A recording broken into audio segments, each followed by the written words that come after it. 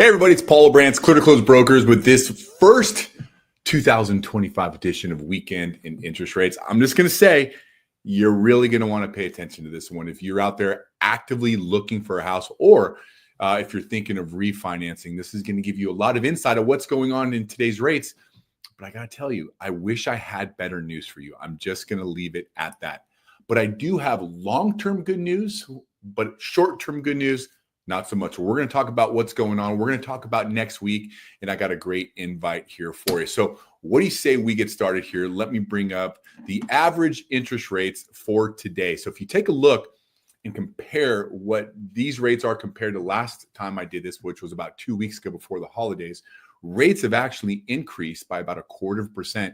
And here's your warning. There is a great chance that there is going to continue to increase over the next couple of days or so. And pretty soon I'm going to tell you why. So I really want you to pay attention, because we don't like surprises over here at Clear to Close Brokers. And I know you don't, especially when it relates to higher interest rates. I do like birthday surprises, and I do like lower interest rates, but not higher interest rates. That's what we're referring to here. Okay, so there's those rates. Next Friday, you are invited to a forecast I'm hosting. Now it's going to be on Facebook Live. So if we're not Facebook friends, we got to take that next step. I think we're ready. I think we're ready. So go ahead and request me on Facebook. Next Friday at 12 o'clock, I'm going to broadcast this live. We're going to talk about some great stuff. We're going to talk about forecasts as it relates to the Fed's fund rate. We're going to talk about 30-year fixed rates, housing appreciation, and we're also going to break it down into some specific areas throughout the Bay Area in terms of what we expect housing appreciation to be over the next 12 months. So it's going to be really cool, but I'm not going to lie, it's going to be cooler if you were there. It will be really cool if you're there. So I hope you can make it. All right, Case-Shiller came out. Now this is a measurement of actual appreciation. Now this goes for October, so we're about a month behind or so. What we're seeing is month over month, it's up 3%. Year over year, it's at 3.6% up, but here 0.3%, excuse me, for month over month. But here's the deal. Now, we've been doing this long enough that we know when rates spike, like they're spiking right now, it's just where it's at, everybody pauses and the market stalls a little bit. And housing prices kind of soften. In order to sell a house, people have to reduce the prices, pay closing costs, etc. However, when rates come back down, which we've seen spurts of that, all of a sudden you're at these empty open houses, and you can almost tell by the level of engagement and number of people where interest rates are at. When it hits that 6.5, 6.25, man, people are just out there, and that's going to stabilize. That's going to put that upward pressure. So why am I saying this? When we expect that when December 2024 comes out, you're going to see some softening in housing prices, just where rates have been, and plus the holidays. So I don't want you to be shocked of that. But remember, right now could be, with everybody sitting on the sidelines where rates are at, a good time to get out there, get your offer accepted, get your closing costs paid for, maybe get your rate bought down for free by the seller. Lots of great stuff out there that if you want to take advantage of it, I probably would. So if that makes sense, I hope that does make sense. We've talked about that. We've talked about that before. So comes out ADP employment. Remember, the Fed is very focused on employment. And so the Fed's focused on it. The bond market, which controls 30-year fix, is focused on it as well. This is really gauging where they anticipate inflation to go to. So when you take a look at the ADP employment, the good news came in. They were expecting 140 growth. Jobs expected job growth at 140. Excuse me, it came in at 120. And what did we see? We saw some rate improvements during that day. It was a good day for rates. Not a whole bunch of improvements, but it also took us away from this very scary mark of the 10-year treasury, which I'm going to get to in a second, that, I thought we were in the clear, because I actually did a video, if you saw that, on Wednesday, kind of warning people about interest rates, that there's a potential for interest rates to really shoot up. And unfortunately, we got that news today, which sparked that increase in interest rates. So what was that news? That news was the BLS jobs report. It came in, they were expecting 160 new jobs.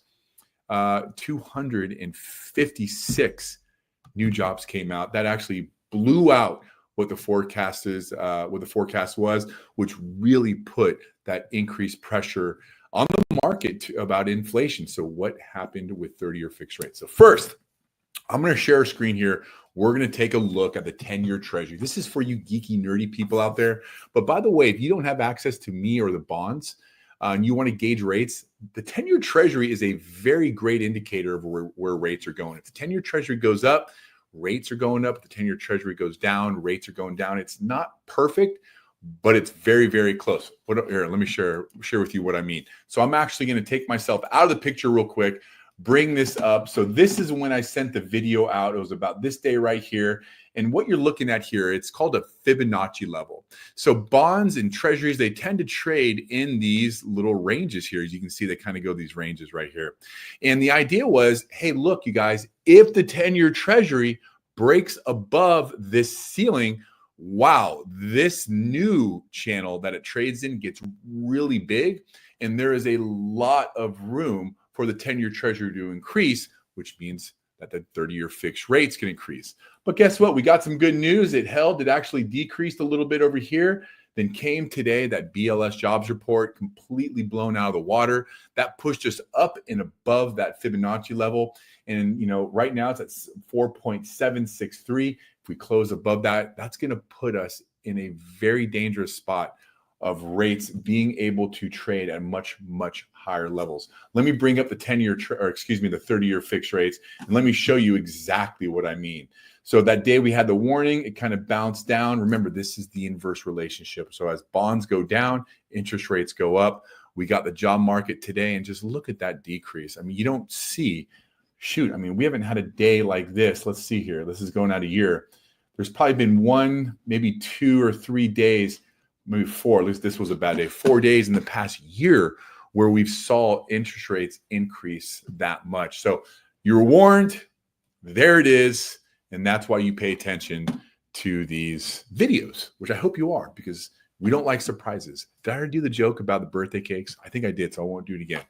Okay, what's going to come up next week? Next week is a big week. We have producer price index and consumer price index. These are all measurement of inflation. And believe me, these are the things that can really rock us into increased interest rates for the short term until we get an idea of what's going on with this actual market.